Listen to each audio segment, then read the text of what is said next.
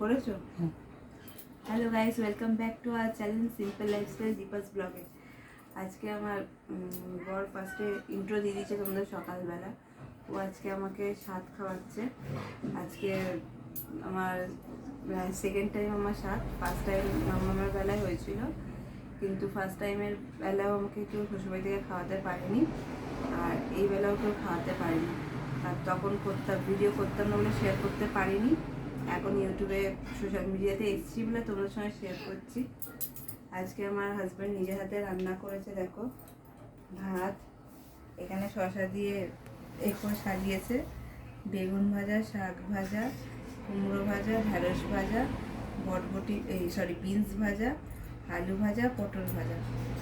এখানে যে দিয়েছে 7 রকমের মিষ্টি, শসা, পায়েস, পাঁপড়, দই, তোমার হচ্ছে এটা চিংড়ি মাছের মালাইকারি, চাটনি, ডাল, আর হচ্ছে তোমার এটা মাছের দই কাতলা করেছে, আর সঙ্গে জল দিয়েছে।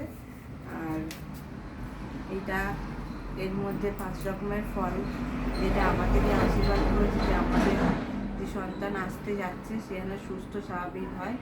আর একটা তোমাদের সঙ্গে কথা শেয়ার করি, এরকমভাবে ভুড়ি ভোজ করেছে যেরকম খেতে দেখছো, আমি লাইফে কখনো এরকমভাবে নিজের জন্য খাইনি। আমার হাজব্যান্ড প্রথম আমাকে ফার্স্ট টাইম আমাকে আমি এরকম খাচ্ছি এত বছরে।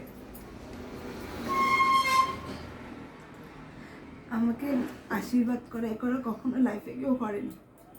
আমার হাজব্যান্ড ফার্স্ট টাইম আমাকে করছে, মানে আমার নাম করে কখনো কোনো আমাকে আজ অব্দি কখনো হয়নি, ফার্স্ট টাইম হচ্ছে এরকম পাত পেরে খাওয়ানো। আর এই মামা একটু ওটো, আর এই যে শাড়িটা অনলাইন থেকে কিনেছিলাম, তোমার সঙ্গে শেয়ার করেছিলাম, এটা হচ্ছে ওই শাড়িটা পরেছি, যা যা করে হাজব্যান্ডে দেওয়া। আর এই একটা নোয়া দিয়েছে যেটা নাকি দিতে হয়, এই পরেছে। আর এই একটা বাচ্চাকে কোলে করে খাওয়াতে হয়, এই জন্য মা মেয়েকে খাওয়াবো। আর চলো খেয়ে নিই, খেয়ে তারপর তোমাদের সঙ্গে শেয়ার করছি। কারণ বিষয় দেওয়ার জন্য কেউ খাওয়া দেখতে পারবে না, আমাদেরকে একা খেতে হবে। চলো খেয়ে দিয়ে নি, তারপর